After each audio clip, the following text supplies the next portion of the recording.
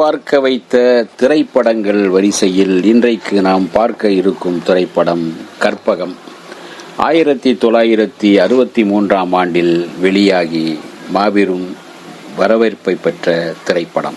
இயக்குனர் திலகம் KS கோபாலகிருஷ்ணன் கதை வசனம் எழுதி இயக்கிய திரைப்படம். அது மட்டுமல்ல, அவரேதான் இந்த படத்தை தயாரித்தார். கற்பகம் கொடுத்த வெற்றியும் வசூலில் அள்ளி குவித்ததையும் வைத்து, கற்பகத்தில் சம்பாதித்த பணத்தை வைத்து கற்பகம் என்கின்ற ஒரு ஸ்டூடியோவையே உருவாக்கினார். கற்பகம் படத்தில் திரைக்கு முன்னால் தோன்றியவர்கள் Gemini Ganesan, SV Rangarao, MR Radha, Muthuraman, VK Ramasamy, Nagaiah, Savitri, KR Vijaya, Manorama, baby Shakila. Karpagam திரைப்படம் தான் KR விஜயாவுக்கு முதல் படம். இதில்தான் அவர் கதாநாயகியாக அறிமுகமானார். 500 படங்களில் நடித்துவிட்ட KR விஜயா முதல் பிள்ளையார் சுழி போட்ட படம், முதல் ஹீரோயினாக நடித்து பெயர் பெற்ற புகழ் பெற்ற திரைப்படம் தான் கற்பகம்.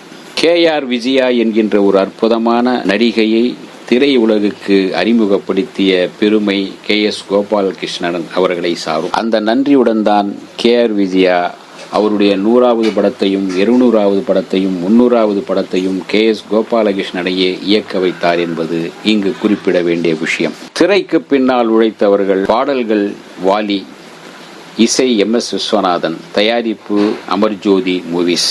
கற்பகம் படத்தின் கதை சுருக்கம் என்ன? வாருங்கள் பார்ப்போம்.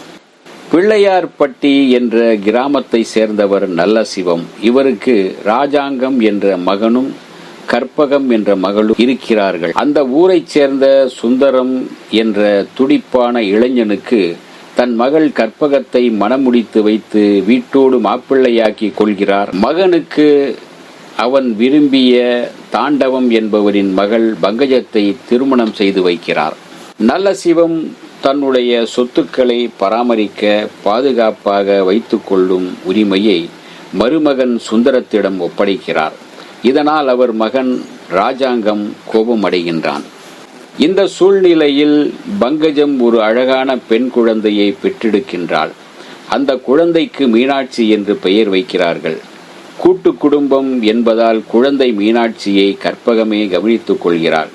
குழந்தை மீனாட்சி அத்தை கற்பகத்தையும் மாமா சுந்தரத்தையும் பெற்ற தாய் தகப்பனாகவே கருதி ஒட்டிக்கொள்கிறாள்.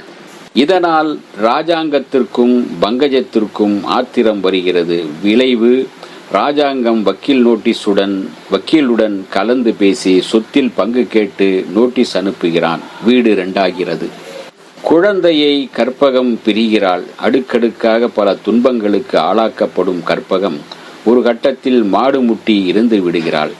மனைவி கற்பகத்தின் இறப்பு சுந்தரத்தை பெரிதும் பாதிக்கிறது. நல்ல சிவம் சுந்தரத்திற்கு 2வது திருமணம் செய்து வைக்கிறார். மாமனாரின் வேண்டுகோளுக்காக திருமணம் முடித்தாலும் 2வது மனைவியை அவனால் நேசிக்க முடியவில்லை. ஒரு நாள் கற்பகம் அவனது கனவில் தோன்றி அவளை வாழ வையுங்கள் என்று சொல்லவே தன் 2வது மனைவியுடன் இணைகிறான்.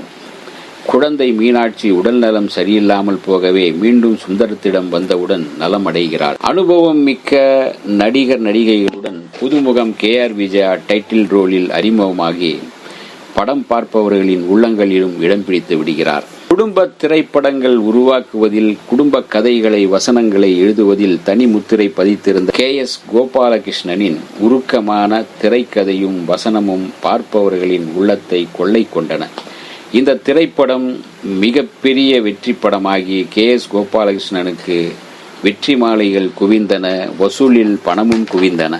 கவிஞர் வாலி எழுதிய அத்தைமடி மெத்தையடி பக்கத்து வீட்டு பருவ மச்சான், மன்னவனே அழலாமா, 1000 இரவுகள் வருவதுண்டு, ஆனால் இதுதான் முதல் இரவு போன்ற எல்லா பாடல்களும் சூப்பர் டூப்பர் ஹிட். இன்று வரையும் அந்த பாடல்கள் கேட்கப்படுகின்றன, ரசிக்கப்படுகின்றன. அதிலும் இலங்கை வானொலியில் அதிகமாக ஒலித்த பாடல்கள் கற்பகம் படத்தின் பாடல்கள். 1963ஆம் ஆண்டு தேசிய விருது சான்றிதழ் இந்த படத்திற்கு வழங்கப்பட்டது. குடும்ப கதைகளின் ஒரு முன்னிலைக்கான ஒரு தனித்தன்மையை உணர்த்திய படம்தான் கற்பகம். இந்த வீடியோ உங்களுக்கு பிடிச்சிருந்தா லைக் பண்ணுங்க, ஷேர் பண்ணுங்க, கமெண்ட் பண்ணுங்க, சப்ஸ்கிரைப் பண்ணுங்க, மறக்காம பெல் ஐகானை கிளிக் பண்ணுங்க.